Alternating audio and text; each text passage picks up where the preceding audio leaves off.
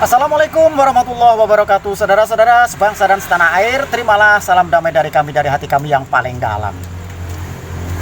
Kalau kita berbicara tentang usulan dari Purnawirawan Jenderal kita yang 8 item yang disampaikan kepada Bapak Prabowo sebagai pemimpin pemerintahan tertinggi, kalau kita teliti lebih lanjut, sebenarnya itu merupakan suatu usulan yang basi. Maaf ya Mbah Kakek, maaf. Ini bukan berarti merendahkan panjenengan, tidak. Kami sangat menghormati, sangat mencintai panjenengan sebagai anak bangsa yang telah berjuang.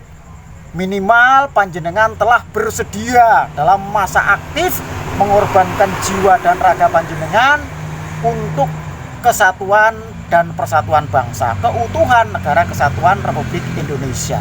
Dalam masalah usul panjenengan, kami katakan kepada panjenengan bahwa usulan itu sebenarnya telah menjadi pembicaraan anak bangsa beberapa saat yang lalu.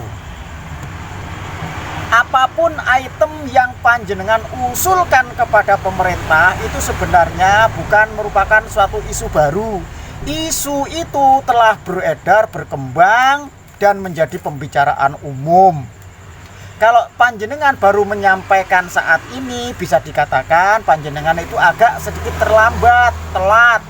Mungkin panjenengan lagi enak-enaknya menikmati masa istirahat bersama keluarga, sehingga tidak sempat untuk menyimak, mengupdate berita, situasi dan kondisi perpolitikan tanah air. Itu tidak masalah. Tetapi ketika panjenengan siuman mengetahui kenyataan yang ada, baru panjenengan memberikan respon dan lebih-lebih memberikan opsi, memberikan petisi kepada pemerintah Prabowo Subianto untuk 8 item yang sampean kehendaki.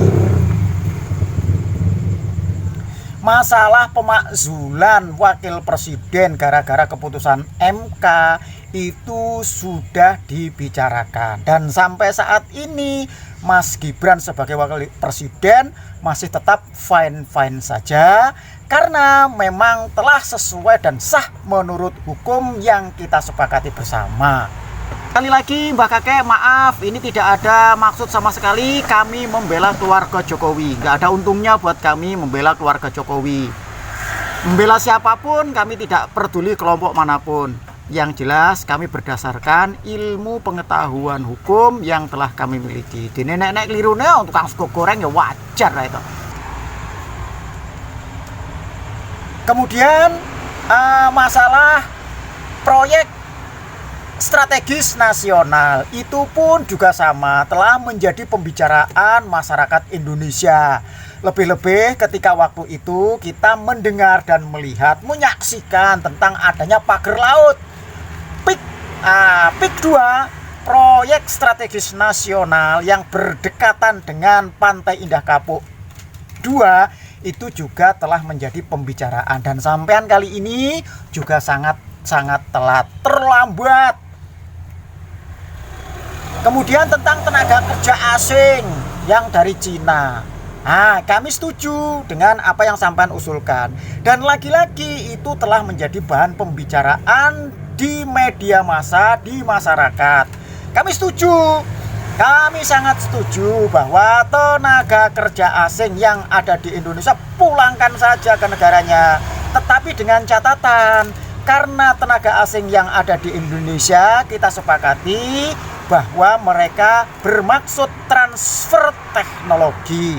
Nah, sekarang tentang pengoperasian kereta cepat, kan para tenaga kita masih belum adanya kemampuan untuk mengoperasikan. Nah, apabila sudah ada transfer teknologi dan masyarakat kita, tenaga ahli kita sudah siap, pulangkan saja mereka. Dan itu sekali lagi telah menjadi pembicaraan di masa lalu.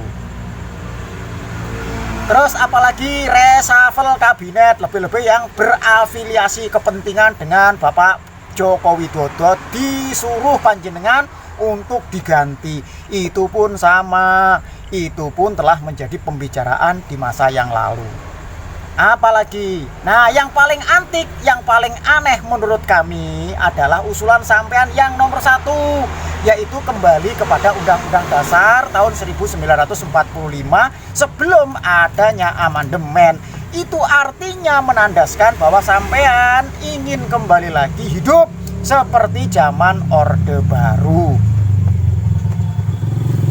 Padahal saat ini kebebasan yang kita miliki, sekali lagi, demokrasi secara langsung, pemilihan kepala daerah baik bupati, wali kota, provinsi sebagai gubernur dan juga presiden itu dipilih secara langsung oleh rakyat, itu merupakan amanat reformasi yang termaktub di dalam undang-undang setelah amandemen. Nah, kalau sampean itu mengajak untuk kembali lagi ke Undang-Undang Dasar Negara Republik Indonesia tahun 1945 sebelum adanya amandemen, berarti lah podo wae Mbah, kita kembali lagi ke masa Orde Baru. Nah, terserah masyarakat kita mau apa tidak. Tentu Mbah Amin Rais nggak setuju karena adanya reformasi. Kalau Mbah Amin Rais yang harus paling bertanggung jawab karena beliau dikatakan sebagai bapak reformasi. Gitu loh Mbah. Apalagi kalau usulan sampean itu sampai kedengeran oleh Bapak Sri Bintang Pamungkas. Tentu beliau akan terkenang masa lalu ketika beliau dijadikan tahanan politik gara-gara Bapak Presiden Soeharto kala itu berkunjung ke Jerman. Masa sampean pengen ngono Mbah? Waktu itu sampean sebagai wakil dari Bapak Soeharto sebagai wakil presiden. Terus apa meneh iki? Apa meneh lah saiki intinya tentang masalah Bapak Gibran diganti. Kalau kita belajar dari apa yang telah dikatakan oleh Profesor Mahfud MD bahwa keputusan dari Mahkamah Konstitusi tentang pencalonan Mas Gibran sebagai calon wakil presiden waktu itu sudah sah menurut hukum yang berlaku, tidak peduli kepentingan apa yang mempengaruhi keputusan itu, keputusan Mahkamah Konstitusi tetap final dan mengikat. Dan kemudian karena final dan mengikat dan sah menurut hukum, Mas Gibran menjadi calon wakil presiden dari Bapak Prabowo Subianto, mengikuti kontestasi pemilu dan dinyatakan sebagai pemenang oleh KPU. Penetapan KPU pun juga sah menurut hukum, final dan mengikat. Gitu ya Mbah ya. Mbah, sadar. Era sekarang adalah eranya anak muda. Generasi sepantaran panjenengan itu tinggal mandito, artinya panjenengan boleh memberikan saran yang baik. Dan 8 item itu merupakan suatu saran yang panjenengan ajukan kepada pemerintah. Namanya juga saran, bisa diterima dan juga bisa tidak. Yang tidak boleh adalah memaksakan kehendak, dan itu telah sesuai dengan undang-undang yang berlaku. Proyek IKN itu merupakan keputusan rakyat bersama yang diwakili oleh Dewan Perwakilan Rakyat di Jakarta. Karena pembangunan Ibu Kota Nusantara itu telah mendapatkan payung hukum, maka pembangunan IKN sekali lagi sah menurut hukum, dan itu bukan merupakan proyek pribadi dari seorang yang bernama Joko Widodo. Perkara itu dilakukan semasa pemerintahan Bapak Joko Widodo, ya masalah.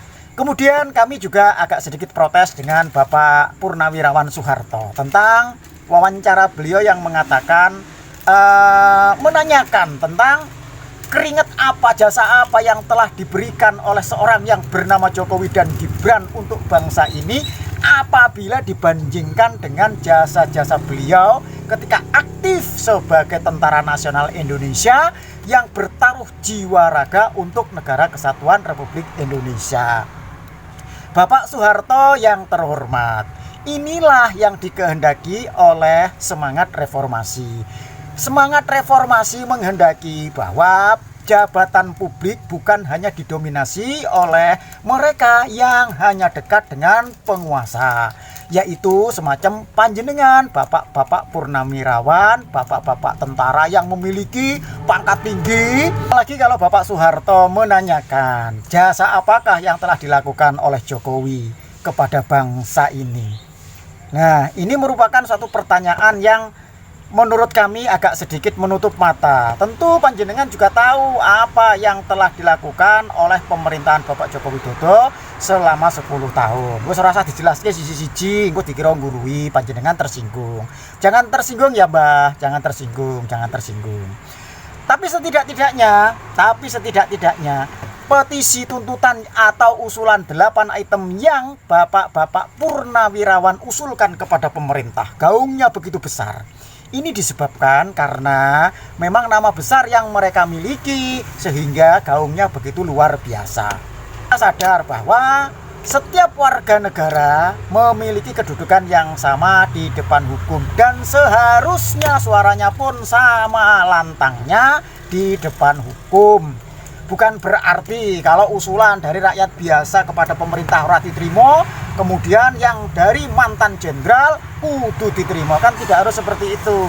Tergantung urgensinya sesuai dengan undang-undang yang berlaku apa tidak.